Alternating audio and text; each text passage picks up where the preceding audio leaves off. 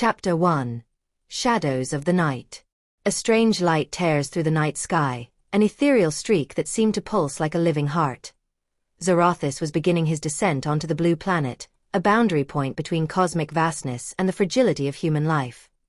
The journey through the atmosphere was a strange and disarming experience.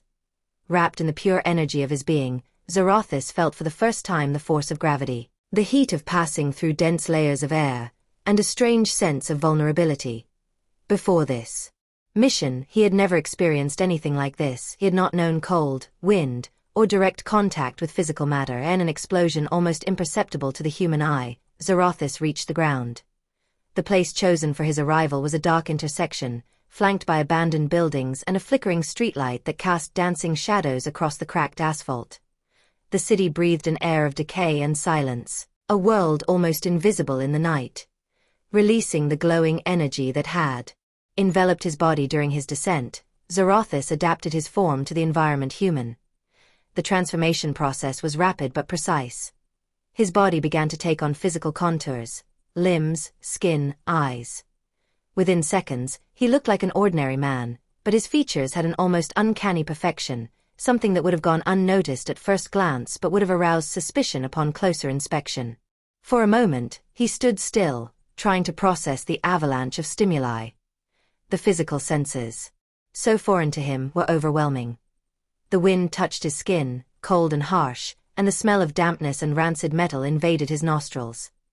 The buildings had a heavy, stale concrete smell, and somewhere, in the distance, the faint scent of wildflowers crossed his consciousness like a strange echo. He bent down, running his hand through a puddle of dirty water on the sidewalk, fascinated by the texture of the liquid. The city was alive, though it seemed deserted. A black cat hurried across the street, and Xorathis followed its movements carefully. In his home world, there were no creatures like this one, who seemed to slip through the shadows with such natural grace. Although the cat seemed to ignore his presence, in a brief moment, it turned its head and their gazes met. The animal's eyes sparkled strangely, and for a moment Xorathis felt something he had never experienced before, an instinctive connection. Perhaps even an emotional one. As he got past the first moments of adaptation, he turned his gaze to the sky. The stars were fainter than he had expected, mostly hidden by the gray clouds and the city's light pollution. He remembered the star charts he had studied before arriving, and felt a slight disappointment. Earth, with all its promises of beauty, it seemed to have lost some of its cosmic magic. Xorathis set his human body in motion, trying to master his new physical limits. He felt every step on the wet pavement, every muscle movement and every heartbeat. His artificial body was perfectly adapted for this world, but for him everything was a game of balance. He raised his hands in front of his eyes, observing the lines of his palms, the details of his skin and the sensation of the cold air that enveloped his fingers. He almost laughed to himself, ironically, to be so limited in a form that was supposed to give him access to the most powerful resource in the universe. The connection with humanity. On the deserted streets, the city murmured its story. The distant noise of car engines, the sudden scream of a siren and a distant laugh composed an unfamiliar symphony for him. The sound seemed disordered, but fascinating. As he walked, his gaze fell on the windows of the closed shops. The reflection of his human form in the windows surprised him every time. He was, at the same time, familiar and foreign. Behind one of the windows, he saw an old mirror and stopped, studying his image. His eyes, an almost unreal blue, sparkled in the darkness, and his face was an enigma. He was a man, but he bore no sign of age or history. His hair, a deep black, seemed to absorb the weak light around him. As he explored, he felt the first sensation of hunger, something he perceived more as a strange weakness than a real need. He approached an abandoned stall where food had been sold earlier, and the remains of fruit and packaging gave off smells that intrigued him. He ran his fingers over the skin of a red apple, feeling the rough texture. This world was full of paradoxes, beauty hidden in ruins, order in chaos.As. Time passed, he began to understand why humanity was considered so complicated. Everything seemed to have a duality, light and darkness, beauty and degradation, order and chaos. This contrast was overwhelming, but also fascinating. He felt for the first time. He felt a thrill of true curiosity, an emotion that, in his home world, would have been considered a fatal flaw. But this curiosity was also dangerous. He knew he had to stay focused on his mission. Celine Novak. Her name echoed in his mind like a constant echo, an anchor that kept him bound to his purpose. She was the key, the one being who held the answers to the questions that troubled not only the Vortherans, but perhaps the entire universe. Her presence emitted a subtle vibration, one that only he could detect. As he made his way toward the center of the city, he felt himself approaching her. She was like a beacon in a sea of darkness, a light that only he could perceive. During his exploration, Xorathis began to perceive the deeper subtleties of human life. In a dark corner, he saw a homeless man, wrapped in a tattered blanket. The man muttered something, probably a dream or a prayer, and Xorathis paused for a moment. Watching him, he felt something he couldn't explain, a form of empathy that wasn't just a rational reaction, but a pure emotion. In his mind, this was a weakness, but at the same time, he felt that it might be a hidden strength that he did not fully understand. As the night wore on, Xorathis continued to explore the city, letting himself be carried away by the sounds and lights that seemed to come to life. He had begun to understand that this world, with all its imperfections and contradictions, was a unique place. It was a place where life pulsed with intensity, where people's emotions and choices had a real impact on their existence. And he was now a part of this place. A cool breeze swept through the streets, and Xorathis looked up at the sky. For the first time since his arrival, he felt a shadow of doubt. This mission was not just about finding Selena Nova C. It was about understanding something deeper, about discovering what made this planet so special. And deep down, he knew that this understanding would change him. Chapter 2. Forbidden Curiosity. The night had lost its absolute silence. The city was awake in its own way, a mix of sounds and subtle vibrations that seemed to speak of the hidden lives of its inhabitants. In a small park, surrounded by gray and imposing buildings, Xorathis sat on a damp wooden bench. Beyond his new physical senses and the discovery of his human body, he felt caught in a storm of thoughts. The terrestrial atmosphere seemed to envelop him in a cocoon of questions, each more insistent than the last. He clearly remembered the moment when the Supreme Council had offered him this mission. The great hall, built of pulsating crystals and pure energy, was filled with the presence of the highest members of the Vortherans. Entities devoid of physical form, lived in a state of pure knowledge, detached from any material sensation. They were protectors of the cosmic order, architects of a precise harmony that guided existence. "The Earth is unstable," one of the council members had told him, his voice vibrating through Xorathis' mind. "Humans are unpredictable. They are weak, driven by emotions and destructive curiosity. Selene Novak is an anomaly. She poses a risk to the universal balance, and you must ensure that she does not become a threat." The mission was clear, but the council's words had remained deeply imprinted in Xorathis' consciousness. Unexpectedly, these words made him ask questions. Why was humanity seen as a weakness? What made this planet so different? Xorathis was an executor of the council's will, an instrument created for efficiency and conformity. Yet, deep down, he felt a small crack in his own conviction, a crack that seemed to widen with every moment he spent on Earth. In the silence of the park, this crack became more and more evident. The new physical senses of his human body seemed to fuel these thoughts, a subtle smell of wet grass, the rustle of leaves swaying in the wind, and the coolness of the wood of the bench beneath his body were all things that he found fascinating and, at the same time, disturbing. Why did these small details seem so important to people? And more importantly, why was he starting to find them interesting? The council had been clear: curiosity was a weakness, a dangerous distraction from the true purpose of existence. The Vortherans, knowledge was total, complete, and any deviation from it was seen as a useless waste of energy. But as Xorathis observed the human world, he began to realize that it was precisely this curiosity that seemed to define human existence. Every detail around him seemed to be a reason to question. Why was the building in front of him covered in graffiti? Who was the person who had written that message on the wall? Why did people bother to create art or leave traces in such an ephemeral world? These questions were dangerous. He knew that if he let them linger, he risked losing his focus. But curiosity drew him like an invisible force, a call he could not ignore. In his world, every question had a clear answer, defined by the immutable laws of existence. On Earth, however, the answers were not always obvious, and this fascinated and frightened him at the same time. His gaze fell on a massive tree, with gnarled branches that stretched towards the sky. The tree seemed to have a history, a past that could be felt just by looking at it. In that moment, Xorathis realized something important. People were connected to their time. They lived in the present, but they carried the imprints of the past and dreamed of the future. This temporal connection was unlike anything he had ever experienced. The Vortherans existed in a continuous present, where the past and the future were irrelevant. On Earth, however, the past seemed to define people, shape their decisions, and fuel their emotions. His thoughts drifted back to Selene Novak. She was the focus of his mission, and her existence seemed to be shrouded in the same mystery that defined this world. She was not only a threat to the cosmic balance, but also an anomaly in the temporal structure of the universe. She seemed to exist simultaneously in multiple possibilities, each with the potential to rewrite the fundamental rules of reality. But who was this woman really? And, more importantly, how did she manage to arouse such interest in the Supreme Council? For Xorathis, these questions were more than just intellectual curiosities. They were beginning to become personal. Part of him felt that by discovering the answers, he would not only fulfill his mission, but also understand his own existence in a new way. This was a dangerous thought, a thought that directly contradicted the instructions he had received.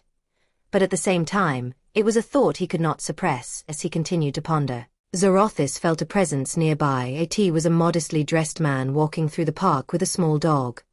The man seemed lost in his own thoughts, but the dog guided him with cheerful and energetic steps.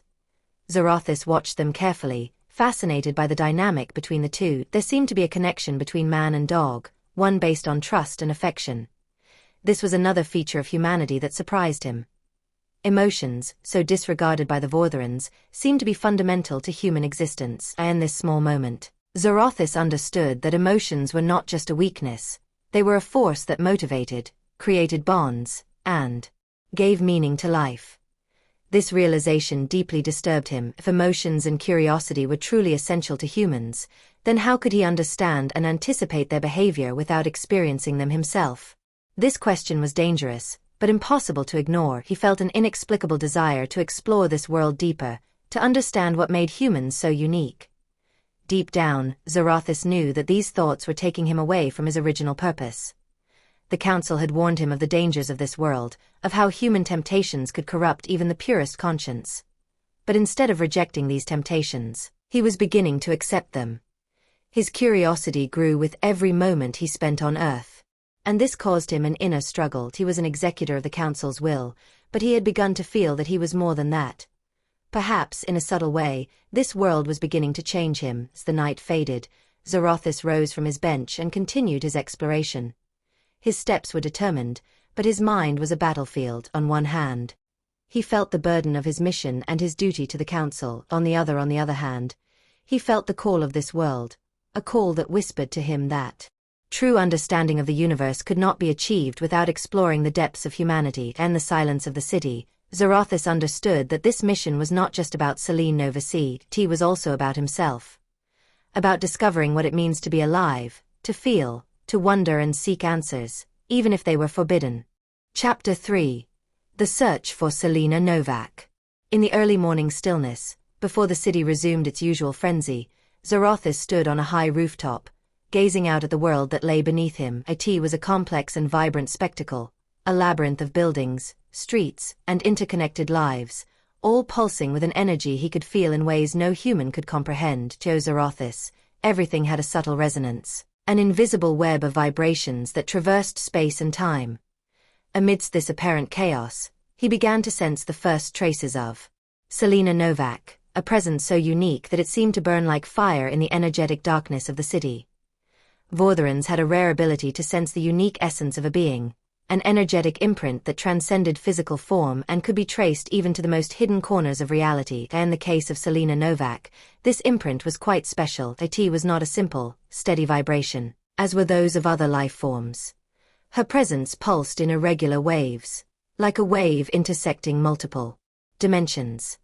This complexity was a clear indication of the anomaly that the High Council considered so dangerous. Xorathis activated his advanced senses. He perceived fragments of Selene's unique genetic code. It was as if she had left invisible traces in space, invisible threads of energy that called him to their source. With each wave of energy he detected, Xorathis realized that the trace of such a complex being was not just physical. It was spiritual, emotional, and, in a way that fascinated him, deeply human. But these echoes were not constant. Selene seemed to control her presence in a way that Xorathis had never encountered before. Sometimes, her energy would disappear completely, like a flame. At other times, it would suddenly glow, leaving waves of intensity that seemed to reverberate in all directions. T was a subtle yet elegant movement, as if it itself was aware of its own uniqueness and used it to hide itself. In its search, Xorathis quickly discovered that the human world was full of interference. Every person, every object, every action left an energetic imprint that mixed with the others, creating a background noise that was difficult to decipher. As it adjusted its senses to filter out these noises, it became increasingly aware of the amazing complexity of this world. Every vibration carried with it a story, the sadness of a person walking alone on the street, the innocent happiness of a child laughing in a corner of the park, the smoldering anger of a driver stuck in traffic. To the Vortherans, such emotions were mere fluctuations without meaning. But to Xorathis, they were beginning to take on a strange form of meaning. He thought that perhaps this complexity was what made people so unpredictable. Once you got caught in the maze of their emotions, it was hard to get out. In these moments, he began to understand why the council had considered humanity so dangerous. However, he could not let himself be distracted. His mission was clear: to find Selene Novak. Everything else had to remain in the background. Following Selena's invisible threads of energy, Xorathis arrived at an old part of the city. The buildings were old, with brick facades that bore the signs of the passage of time. Despite the degradation, the area seemed to pulse with life. Small shops, cafes and crowded apartments formed a living and complex landscape. Selena's energy was stronger here, but it was not alone. T was accompanied by other subtle vibrations, probably those with whom she had interacted. An antique shop caught his attention. Xorathis felt that Selena's energy had been present here recently, but, as before, the trace was fragmented and confused. Entering the shop, he found a small room, but filled with objects from the past: clocks, old books, dusty statuettes. All had their own story, and their vibrations contributed to the almost magical atmosphere of the place. An old man, probably the owner, greeted him with a slightly tired smile. Xorathis pretended to be interested in an old clock, but in reality he focused all his senses on detecting any recent trace of Selena. In a corner of the shop, he found an old book, one that seemed to have been recently manipulated. Selena's energy was imprinted on its surface, but he found nothing concrete. However, the book had given him a direction. It was a collection of poems written by an obscure human author, and on the last page, someone had written a name and address. This discovery awakened Xorathis a wave of satisfaction. It was the first time since arriving on Earth that he felt he was truly getting closer to his target. But at the same time, a new feeling was beginning to haunt him, a mixture of anticipation and fear. What would he find once he met Selena? And, more importantly, how would she react? As he left the store, his thoughts returned to his mission. The Supreme Council had sent him to Earth to neutralize a threat, but Xorathis was beginning to sense that this threat was much more complex than he had been informed.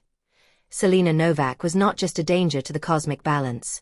She was, in a strange way, the key to understanding something deeper. Her unique presence and the complexity of her energy seemed to defy all known rules. In addition, his own emotions were beginning to be a problem. He had been trained to be an instrument of order, devoid of doubts or internal conflicts. But now, his forbidden curiosity was growing stronger. He wanted to understand more about Selene, about her world, about the reasons behind her abnormal existence. This desire made him feel a crack in his own identity, a crack that widened with every moment he spent on Earth. As the sun began to set, Xorathis stopped on a walkway that crossed a small river. The water flowed slowly, reflecting the pale lights of the city. It was a moment of silence, but in his mind, questions continued to vibrate. Finding Selena Novak was inevitable, but what followed this meeting was a complete mystery. The council had given him clear orders, but something deep inside him whispered that the real mission was just beginning. With this conviction, Xorathis continued his search, preparing for the moment when he would meet Selena Novak and understand the true nature of his mission, and perhaps even his own destiny. Chapter 4: Shadows of the Past. The silence of the night was broken only by the sounds of the city, a continuous hum of engines, hurried footsteps, and fragments of conversations lost in the air. Xorathis stood motionless, supported by a metal railing on the roof of a tall building, his gaze lost in the lights of the city. Although he was physically present on Earth, his mind traveled far away, in the memories of another world, a place that now seemed distant, but which continued to shape his every decision. Those memories returned to him like the waves of a black sea, revealing fragments of his past among the Vortherans. The Vortherans were no ordinary race. They came from a hidden corner of the universe, a place where light and darkness seemed to exist in perfect balance. Their home planet, which they called Vorthea, was an enigmatic world, a realm of eternal shadows, where the sun never fully rose, and the sky was always covered in a purple twilight. In this mysterious space, the Vortherans had developed a culture and philosophy that celebrated subtlety, patience, and precision as supreme virtues.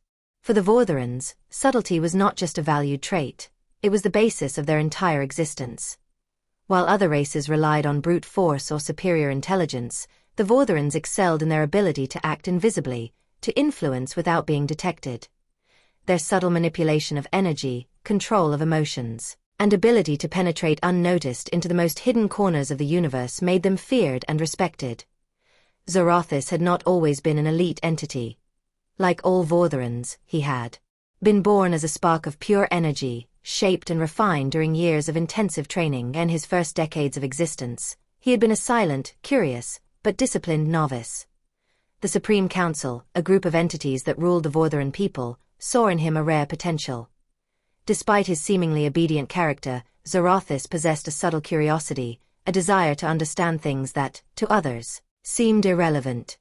His training had begun early, while he was still an unformed energy in the dark halls of the Academy of Vorthea. He had been subjected to harsh tests designed to refine his perception and prepare him to become an ether agent, an entity specialized in missions of infiltration and influence. His teachers were austere figures, entities whose control over energy and emotions seemed almost unattainable. Under their guidance, Xorathis had learned to control his every thought and every particle of his being. Among the most difficult lessons had been the art of subtle perception. Had learned to distinguish the finest fluctuations of energy in an ocean of noise, to feel the difference between a natural vibration and a manipulated one, and to the Vortherans, every action had to be calculated, every decision made with mathematical precision. It was an existence devoid of impulses or uncontrolled emotions, a life dedicated to perfection. Yet, even during his rigorous training, Xorathis had felt an emptiness. While his peers prided themselves on their ability to become one with the ether, he felt an inexplicable attraction to the light that the Vortherans despised. Light, to his people, symbolized chaos, unpredictability, and danger. But to Xorathis, it was more than that. It was a promise of something unknown, of a truth that his culture deliberately ignored. This curiosity had been noted by his superiors, but rather than repressing it, they had channeled it in a useful direction. He had been entrusted with missions that required a deeper understanding of the other races were on missions that required more than just mechanical execution of orders.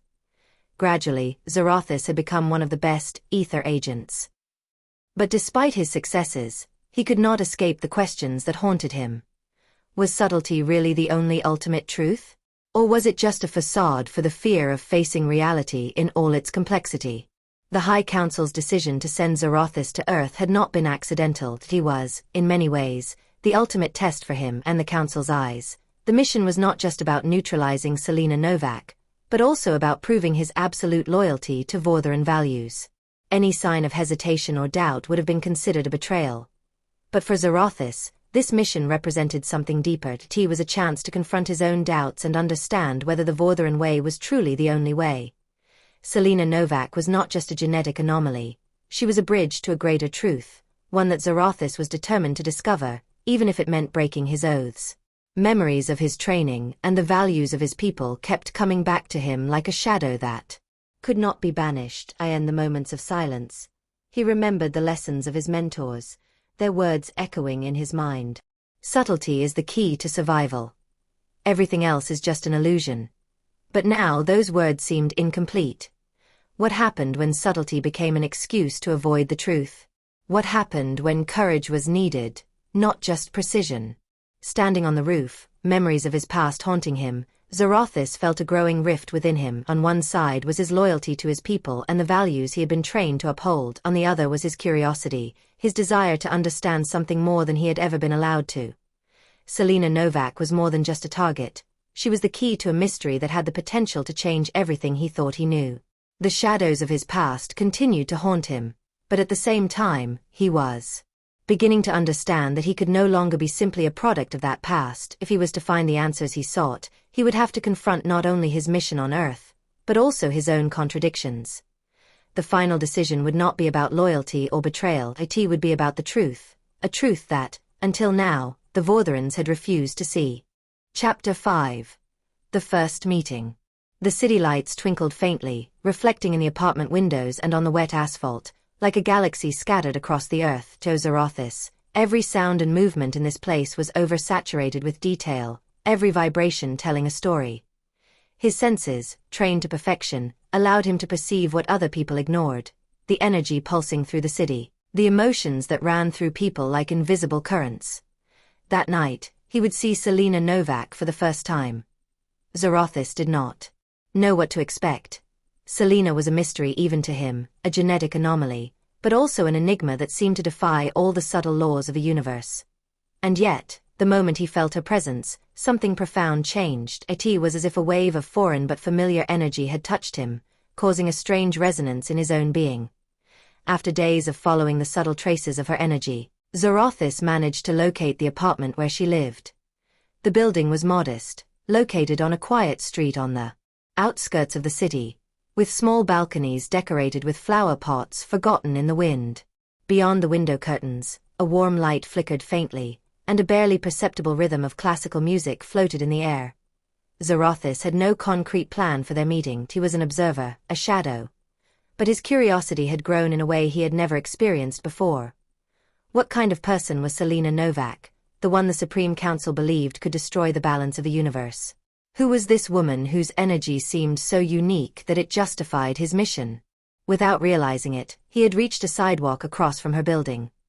Once again, he felt that subtle vibration, like a melody that resonated only for him. It was Selena's energy, and it was different from anything he had felt before. It was not chaotic or aggressive, but calm, deep, and harmonious, like the silence between the stars. Xorathis approached the building, trying to adjust his presence to remain invisible.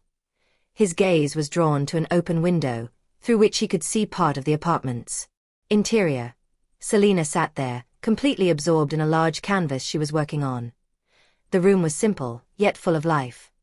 The walls were covered with paintings, cosmic scenes, spiral galaxies, and abstract figures that seemed to tell mysterious stories. In the middle of the room, under the light of a simple lamp, Selena seemed to be the center of a small, yet vibrant universe.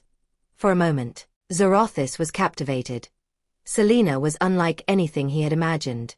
She was not an imposing figure, nor an overwhelming force. She was a quiet presence, almost fragile, but emanating a subtle intensity that seemed to fill every corner of the room. She was dressed simply, in a loose sweatshirt and paint-stained pants, and her deep brunette hair was pulled carelessly into a bun. Every movement of her hand seemed calculated, but not mechanical, a dance between creativity and intention. For Xorathis, this was a revelation. Selena didn't seem like a threat. She had none of the image the High Council had painted, a latent danger, a being with powers that needed to be controlled. Instead, she was human in the deepest sense of the word. And yet, her energy continued to resonate within him, causing him a mixture of fascination and discomfort. Xorathis watched her. Selena stopped painting. She put down her brush and looked towards the window, as if she had sensed something. For a moment, their gazes met. Xorathis froze. He knew it was impossible for her to see him. He had hidden himself perfectly, a shadow among shadows. And yet, her eyes seemed to penetrate him directly. It was as if she felt more than what was visible, as if she perceived his presence in a subtle but profound way. Selena turned her gaze to the sky, letting herself be carried away. She stepped out onto the balcony, holding a steaming mug of tea. The cool night air flushed her cheeks, and she slowly retreated to a warmer place. Xorathis felt a strange urge, a desire to get closer, to talk to her, to understand how such a simple and human being could contain such complex energy. In that moment, he realized something profound. The inexplicable connection he felt was not just a simple energetic attraction. It was something more personal, something he had never experienced before. This woman, by her very nature, seemed to bring to light parts of him that he had thought lost or unimportant. Xorathis analyzed this silent encounter. His mind was assailed by questions. Why did the High Council consider Selena a threat? What kind of powers did she truly possess? And more importantly, why did he feel such a strong connection to her? Was this a weakness? Or was it, perhaps, a sign that his mission was more than simply following orders? In Vortheran culture, emotional connections were considered dangerous. They destroyed subtlety, making those who experienced them vulnerable. And yet, Xorathis felt that this encounter with Selena was changing him, and in her presence, the shadows within him began to fade, giving way to a light he did not understand. After a few minutes that seemed to last an eternity, Selena returned to the apartment, leaving the balcony door ajar. The classical music began to play again, and she resumed her work on the canvas on the easel. Xorathis stood there, feeling a strange mixture of relief and regret. This had been only a first encounter, a first glimpse of an enigma that was already changing his perceptions. With calculated steps, he retreated into the darkness, disappearing completely from the landscape. But even then, as he crossed the deserted streets, the image of Selena remained etched in his mind. She was no longer just a target. She was something more, something that even he could not define. And in that moment, Xorathis understood that his journey had only just begun. Selena Novak was not just a mystery of the universe, she was an echo of a truth that he had to discover, regardless of the cost. Chapter 6. The Voice of the City. The city throbbed with life, and the night brought with it a symphony of sounds, colors, and movements that seemed to tell endless stories. For Xorathis, every corner of this place was a sensory labyrinth, and as he followed Selena Novak, he began to let his curiosity guide him. His mission became increasingly complicated. Selena was no simple target, and the city in which she lived seemed to be an extension of her energies, a living organism that spoke through the thousands of souls that moved, thought, and felt within it. That evening Xorathis decided to explore this unknown place more deeply. Passing unnoticed through the crowd, he adjusted his presence to blend in perfectly with the landscape. He wore a simple coat, with the hood pulled over his head, and seemed just a shadow among the others. But his attentive gaze absorbed everything, every expression, every movement, every emotion that floated in the air. Passing through a crowded market, he was struck by the intensity of life unfolding around him. The stalls were full of fresh fruit, exotic spices, and artisanal items.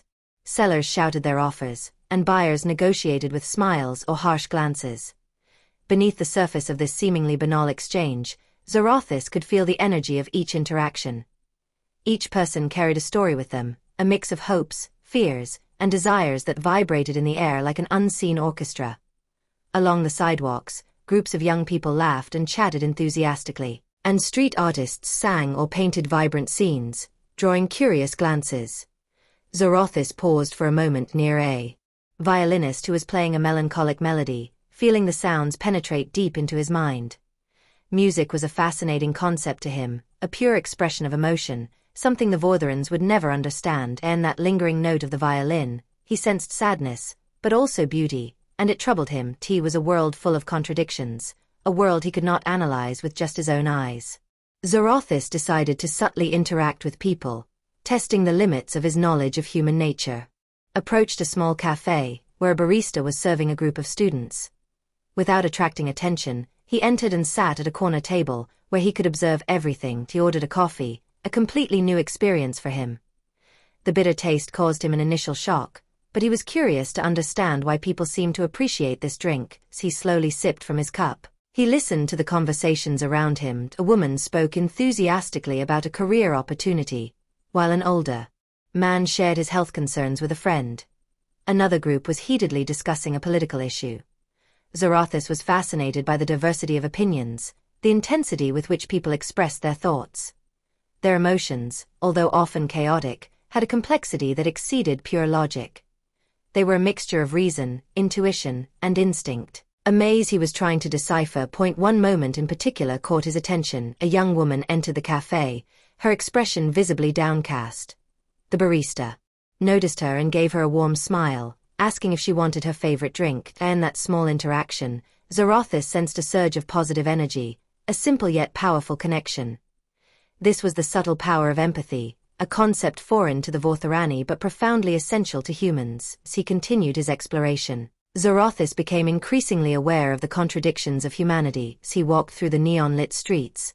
He observed both generosity and selfishness. One man shared his sandwich with a homeless child, but further away, another was harsh with a street vendor who had gotten his order wrong. There were moments of pure beauty, but also of unexpected cruelty.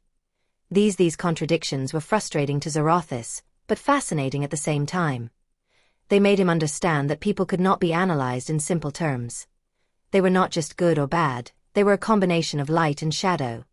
And as he observed their behavior, he began to see parallels with his own inner struggles. Although he had been trained to be an agent of subtlety, to act without being seen or felt, he now felt drawn to the intensity and authenticity of human emotions. And in the midst of these reflections, Xorathis remembered his mission. Selena was the center of this city for him, a mystery he had to solve. Her energy, subtle but intense, guided him like a beacon in the night. He set off again on her trail, feeling her presence as a barely perceptible vibration. When he finally reached the vicinity of her apartment, Xorathis stopped. This time, she was not alone. Through the window open, he saw her chatting with a friend. The two were laughing, and Selena seemed more relaxed than on the nights when she painted alone. This sociable and open side of her surprised Xorathis. She seemed so different from the solitary image he had formed of her. Observing her from the shadows, Xorathis began to understand something important. Selena was not just an isolated individual. She was part of a whole, connected to this city and the people around her. Her energy, though unique, seemed to resonate with those around her in a subtle but profound way. It was as if she were a catalyst for connections, a node in an invisible web that bound the entire community. This realization made him think. His mission no longer seemed as clear as it had before. If Selena was indeed a threat to the balance of the universe, then why did she seem to bring harmony to those around her? And more importantly, why did he himself feel an inexplicable attraction to her energy? These questions caused him a deep unease, but also a growing desire to understand. That night, Xorathis did not rush to make decisions. He remained in the shadows for a while, listening to the voice of the city and letting himself be carried away by its complexity. In these moments, he understood that his mission was not just about eliminating a threat. It was also about discovering the truth, about the people, about Selena, and perhaps most importantly, about himself. The voice of the city whispered secrets to him, and Xorathis was ready to listen to them. Chapter 7. The Black Cat. The night was thick, with the sky covered in clouds that seemed to absorb any trace of light. And a quiet corner of the city, Xorathis walked through the shadows, reflecting on everything he had discovered about humans. His thoughts were chaotic, and the mission seemed more complicated than ever. He wondered if his existence on Earth was beginning to change him, if his connection to this world full of contradictions was shaping his very essence. As he advanced along a narrow, deserted street, a rapid movement caught his attention. From a dark corner, a black cat appeared, looking at him with amber eyes that seemed to sparkle in the darkness. The animal seemed different, almost unreal. It was as if it had appeared specifically to meet him. The cat stopped for a moment, fixing him with an intense gaze, then began to walk slowly, looking back over, as if inviting him to follow it. Xorathis, intrigued by the animal's unexpected presence, let his curiosity guide him. Although he was aware that the cat was nothing more than an ordinary animal, the energy it emanated was different. His advanced senses detected a subtle aura around it, an energy strange, yet familiar at the same time. It was as if the cat were a messenger of an unknown force. As he followed it, the cat led him through dark and deserted alleys, away from the lighted streets and the city's crowded streets. The silence was profound, and Xorathis' steps seemed to be lost in this strange stillness. The animal moved with astonishing grace, disappearing and reappearing from the shadows, like a ghost. Xorathis realized that this meeting was no coincidence. Inexplicably, he felt that the cat was leading him to something important. The road took him to the edge of an old neighborhood, where the buildings seemed to have been forgotten by time. In front of him, hidden between tall trees and shadows, was an imposing, but visibly dilapidated building. It was an old library, its stone facade decorated with massive columns and broken windows. The cat stopped at the foot of the steps leading to the main entrance and sat down, staring at him, as if waiting for him to make a decision. Xorathis felt a thrill of anticipation. There was something deep in the air, a sense of mystery and imminent discovery. He slowly climbed the steps and pushed open the heavy wooden door, which opened with a long creak. Inside, the air was cold and heavy, filled with the old smell of paper and rotting wood. Moonlight filtered in faintly through cracks in the roof, revealing endless rows of shelves filled with dusty books. The cat crept past him and jumped nimbly onto one of the shelves, still watching him. Xorathis stepped carefully among the books and debris, feeling a strange energy that seemed to emanate from every corner of the room. It was as if the library had been a sanctuary of lost knowledge, a place where history and time intertwined. As he explored the room, Xorathis was drawn to a corner where a massive desk was covered with old documents and books. The cat sat on the edge of the desk, watching him with her enigmatic eyes. Xorathis picked up one of the books and opened it. It was a thick volume, its pages yellowed by time, that seemed to contain a history of humanity. As he flipped through the pages, the images and words fascinated him. They told stories of ancient civilizations, of conflicts and alliances, of progress and decay. But what captivated him most was a section that spoke of stars and galaxies, of man's desire to explore the universe. There were sketches of constellations, diagrams representing the trajectories of spaceships, and theories about extraterrestrial life. These pages spoke to him in an unexpected way. They were echoes of in another book. He found references to myths and legends about beings from other worlds. Some of the descriptions were surprisingly accurate, almost as if they were direct accounts of encounters with the Vortherians or other civilizations.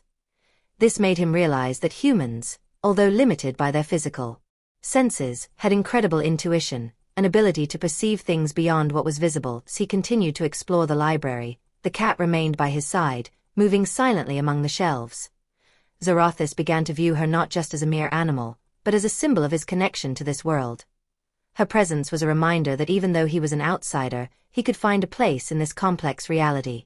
The cat seemed to understand more than just a simple animal, and her behavior made him think of the idea of a spirit guide, a concept unknown to his race. Her every move was calculated, and her presence calmed him amidst the chaos of his thoughts. He was a living metaphor for subtlety and grace, traits that Vortherians valued but that seemed to take on a different meaning in humans. The cat had helped him discover this place, and now it was giving him the time he needed to reflect. Closing the last book, Xorathis sat at his desk and stared into space. What he had discovered that night was more than information. It was a profound understanding of the connection between humans and the universe. Every story, every legend, every idea written on those pages was a testament to humans' desire to understand the world around them, to connect with something greater than themselves. But that raised even more questions. If humans had this capacity for connection, if they were truly part of a greater whole, then what was Selina's role in all of this? And more importantly, what was his role? The cat rose from the desk and headed for the door, looking at him one last time before disappearing into the darkness. Xorathis remained alone in the library, feeling a new weight on his shoulders. The decisions he had to make were becoming more and more complex. This night, marked by the enigmatic presence of the cat and the discoveries in the enigmatic library, had changed his perspective. The voice of humanity was becoming clearer to him, and the echoes from Vorthea seemed to be only the beginning of a much greater story. Chapter 8. Shadows in the Library. The silence in the abandoned library was almost supernatural, broken only by the occasional sounds of the night, the rustling of leaves, the distant call of an owl, and sometimes, the slight creak of the old wooden floor, like an echo of the past. After the black cat left, Xorathis was left alone in the vast sanctuary of lost knowledge. The air seemed heavier, charged with mysteries waiting to be discovered. His advanced senses told him that this place was more than just a repository of forgotten books. There was a subtle energy here, one he had not detected anywhere else during his exploration of Earth. He approached a damaged shelf, drawn by something he could not clearly define, a silent call, a deep-rooted intuition. There, among the dusty and torn volumes, his eyes met a book strange, different from all the others. The book seemed to have its own gravity. The cover was made of a strange material, something that looked neither leather nor paper, but rather a shiny, almost living fabric that retained a subtle sheen even in the dim light. Its surface was engraved with unfamiliar symbols, which seemed to pulse faintly as Xorathis approached. His fingers hesitated for a moment before lifting it, immediately feeling an unusual sensation, like a vibration running through his body. The symbols on the cover were intricate, interconnected in a way that resembled a star map or an energy circuit. Xorathis could not fully understand the language, but something deep within him whispered that the signs were not simply human. They were an ancient language, perhaps even one that his race had used in another context or another era. Opening the book carefully, he discovered thin, almost translucent pages covered with the same type of symbols. In places, the symbols were accompanied by sketches, detailed diagrams of machinery that resembled starships or energy devices. Some pages appeared to depict humanoid figures, but their silhouettes were unmistakably alien, with proportions and features that were beyond the realm of human. As he flipped through the pages, Xorathis began to understand. This book was not just a lost manuscript. It was a chronicle of events that had occurred long before humans had written their history. The language was coded, but some of the symbols were familiar to him, equivalents of concepts he knew from his own Vortherian culture. This confirmed his initial suspicion. Alien civilizations had visited Earth eons ago. One section of the book described an enigmatic story, represented by complex images and dense text. It showed the arrival of star beings who had brought with them knowledge and technology. The people of that era, still living in primitive tribes, had worshipped these visitors as gods. Yet the interaction between the two species seemed to have been clouded by conflict. The images in the book suggested a rupture, a separation suddenly, as if the star beings had decided to leave, leaving behind only fragments of knowledge. Xorathis found one illustration particularly fascinating: a massive ship, anchored in the middle of a vast field, surrounded by people who looked at it with fear and admiration. In one corner of the image, a mysterious figure held a round object, a glowing sphere that seemed to represent a source of energy. Curiously, this sphere reminded him of some artifacts described in Vortherian legends. As he studied the book, he felt the tension in the air increase. It was as if the place had begun to react to his presence, or perhaps to the energy released by the opening of the book. His senses told him that he was no longer alone. An invisible presence seemed to be following him, moving in the surrounding shadows. Out of the corner of his eye, Xorathis caught a subtle movement, turning suddenly. He saw the shadows in the corner of the room seem to take shape. It was as if the darkness itself came to life, reaching out towards him. His Vortherian instincts immediately activated, and his body went into a state of alert. He closed the book and took a step back, carefully analyzing the situation. The presence in the shadows was not human. It was an energy that resembled a trace of something ancient, an entity that seemed to be tied to the history of the place. Xorathis could not fully understand what it was, but he felt that this entity was a guardian of the knowledge hidden in the library. The shadows seemed to concentrate around him, forming a vague silhouette, tall and dark. The entity did not seem aggressive, but it emanated an aura of power and authority. Xorathis felt his mind being invaded by unintelligible whispers, an avalanche of sounds that seemed to be a combination of multiple languages. The guardian was trying to communicate with him. He tried to calm his mind, concentrating to interpret the message. After a few moments, the whispers began to make sense. The guard asked him who he was and what he was looking for. Xorathis's answer was simple, but sincere. "I seek the truth." These words seemed to trigger a change. The shadows had receded a little, and the entity seemed to accept his presence. The guardian sent him a clear warning. The knowledge in that book was powerful, but dangerous. Revealing its secrets could attract the attention of other forces that could be hostile to both him and humanity. With this warning in mind, Xorathis took the book and decided to keep it. He knew that what he had discovered here was only the beginning of a much larger puzzle. As he left the library, the presence of the library guardian slowly dissipated, as if he had been allowed to leave. But Xorathis could not escape the feeling that that entity remained vigilant, ready to protect the hidden knowledge if necessary. As he left the building, the mysterious book clutched in his hands, Xorathis knew that his journey was only beginning. The shadows, the past, present in the pages of that book, were echoes of a much larger story, one that connected Earth to the stars. And he, an outsider from another world, was now an integral part of this story. Chapter 9. A Hidden Code. The days following the discovery in the abandoned library had kept Xorathis in a state of constant agitation. The mysterious book he had found was an inexhaustible source of questions, and once opened, it seemed to reveal a new detail with each reading. The symbols on the pages aroused his obsessive curiosity, and each diagram seemed to hide a deeper message. But what troubled him most was not the content of the book. but the fact that, inexplicably, some of the symbols found in its pages were familiar to him from the canvases painted by Selena Novak. Ever since his first meeting with Selena, he had been captivated by her artistic talent. The way she managed to render the complexity of cosmic space and the harmony of the stars on canvas surpassed anything an ordinary artist could create. Now, however, he understood that her paintings hid more than simple abstract visions. In one of the canvases, her book, which she had seen displayed on the easel in her apartment, had been imprinted with inexplicable precision. A series of symbols that, once discovered in the book, revealed themselves to be almost identical. Xorathis recalled that image, a vast composition of galaxies and constellations, intersected by lines and dots that seemed, at first glance, simple decorative elements. Now, however, he understood that those lines represented something more. They were energetic pathways, perhaps a coded map of something lost in time. It was impossible for a human to know these details, much less to reproduce them so faithfully. The question that haunted him was, how did Selena know these things? Determined to find answers, Xorathis returned to Selena, but kept his distance. In the nights that followed, he followed her from the shadows, observing her habits and studying her art. Every time he saw her paint, he seemed to be caught in a trance, as if an invisible force was guiding her hands. Her eyes had a special sheen, and her breathing became slower. Selena seemed to be connected to something deeper, more vast, something that went beyond the boundaries of her usual world. One night, when Selena had left the apartment for a short walk, Xorathis plucked up the courage to go inside and study the works more closely. The walls were covered with canvases of all sizes, each of them depicting a universe of its own.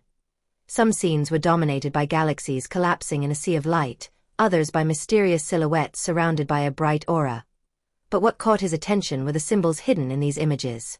Each canvas seemed to contain a fragment of a larger puzzle. On one of the paintings, he found again that glowing sphere that he had seen in the book in the library. He was surrounded by enigmatic figures, but his eyes stopped on something specific, a series of symbols engraved around the sphere, which he now recognized. It was clear. Selena had access to ancient knowledge, but she was not aware of it. When Selena returned home, Xorathis was already gone. However, in his mind, a new question arose. Where did this inspiration come from? It was clear that the symbols and images she rendered were not just products of her imagination. Was it possible that she was connected, in some way, to that ancient knowledge that the book referred to? Over the next few days, Xorathis found a subtle way to talk to her, under the guise of a sincere interest in her work. Selena, although reserved at first, began to share the story of her inspiration. She told him about her dreams, intense, almost hypnotic dreams, in which she saw universes unfolding before her, scenes she could not explain, but which she felt the need to translate onto canvas. "I don't know where these images come from," she had told him one evening, while looking at a recently completed work. "Sometimes I see them before I fall asleep. Other times I just feel like I have to paint, and my hands seem to know what to do, even if my mind doesn't fully understand. It's as if they're coming from a place inside me that I can't normally access." Xorathis listened intently, mentally noting every detail. It seemed clear that Selena was a conduit for something larger, perhaps echoes of the past or an energy that existed beyond ordinary human perception. Whether she realized it or not, she was a central piece in the puzzle he was trying to solve. Xorathis suggested that he show her more of her work. Selena, excited by his seemingly sincere interest, invited him into her studio. There, Xorathis was once again overwhelmed by the complexity and beauty of her work. Each painting seemed to reveal another part of the hidden story, and the symbols were always present, although subtly hidden in the details. On one of the works, he discovered a specific symbol that had been rendered in detail in the book in the library.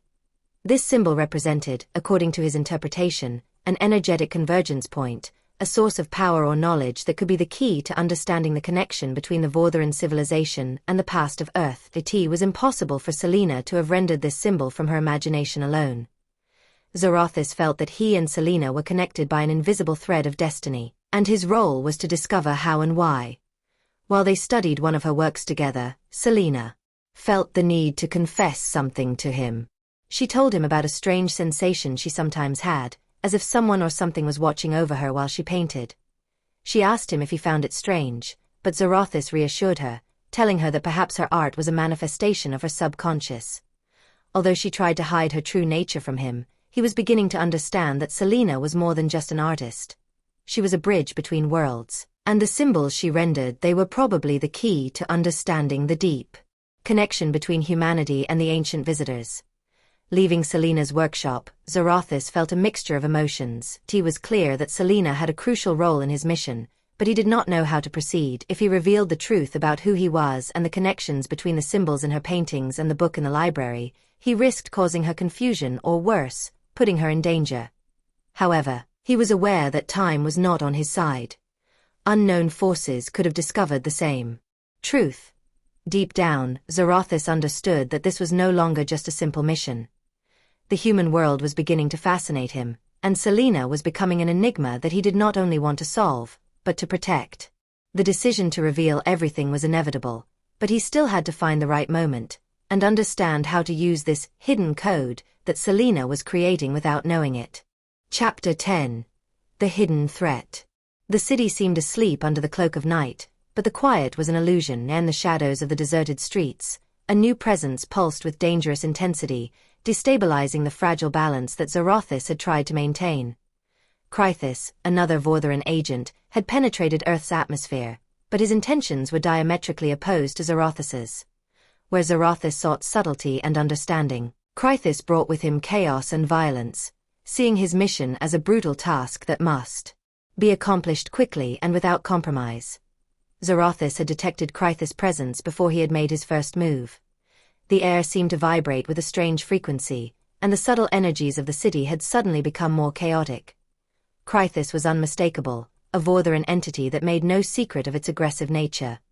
While Xorathis had carefully fashioned his human appearance and interactions, Xorathis had retained a form closer to his ethereal essence, manifesting as a dark silhouette of overwhelming intensity, inspiring fear and respect. Soon as Xorathis touched the ground, he calibrated his senses to detect the source he sought, Selena Novak. Unlike Xorathis, Xorathis did not see humanity as something worth exploring or protecting. To him, humans were primitive creatures, unimportant, and Selena was just a target, an important piece in the puzzle of the Vorthea-The High Council. Xorathis spent the night following the dim light in Selena's apartment, pondering the mysterious symbols in her art and what he should do next. But a sudden surge of energy disturbed his peace. He could feel it clearly. Xorathis was close. His instincts instantly activated, and his mind filled with questions. How had Xorathis found him? How had he learned about Selena? And, more importantly, how much time did he have to protect her? It wasn't long before he located Xorathis, hidden in the shadows of an abandoned industrial estate. Xorathis confronted him, seeking to clarify his intentions. But the confrontation was far from peaceful. Xorathis, his tall, imposing figure, cast a bright gaze upon Xorathis. "I didn't think I'd find you here, Xorathis," Xorathis said, his voice echoing like a metallic echo. "Have you forgotten our mission? Why are you wasting your time with these primitives?" "Our mission does not involve wanton destruction, Xorathis," Xorathis replied, trying to remain calm. "Selena is more than a target. She represents something important, something we must understand, not destroy." But Xorathis laughed. "Understand? You are weak, Xorathis. The Council sent me to make sure this knowledge does not fall into the wrong hands. Humans do not deserve to possess it. If you refuse to act, I will." Unlike Xorathis's discreet approach, Xorathis was not going to waste time. His plan was simple: find Selena, capture her, and extract the necessary information at any cost. He was a warrior born into the brutal tradition of the Vorthea-Thans, and subtlety was a concept he despised. As Xorathis began his search, Xorathis knew he had no choice but to thwart him. He watched from a distance, trying to predict Xorathis's next move. Each of his steps was calculated with deadly precision. Xorathis used advanced devices to locate the subtle energies that emanated from Selena's paintings, getting closer and closer to her apartment. In those moments, Xorathis felt torn between duty and instinct. He had a mission to protect ancient knowledge, but at the same time, he felt compelled to protect Selena, a vulnerable being caught in a conflict of cosmic proportions. Selena suspected nothing. She spent the evening in apparent silence, lost in the world of colors and brushes. But Xorathis, hidden in the shadows, knew that the silence would not last. Xorathis was already nearby, and his intentions were clear. As Xorathis advanced, the streets began to reflect the dark energy of his presence. The lights of the lanterns flickered, and the shadows seemed to dance to a rhythm unnatural. Xorathis knew he had to intervene before Xorathis reached Selena. But how could he stop him without betraying his identity? The decision came quickly. Xorathis walked toward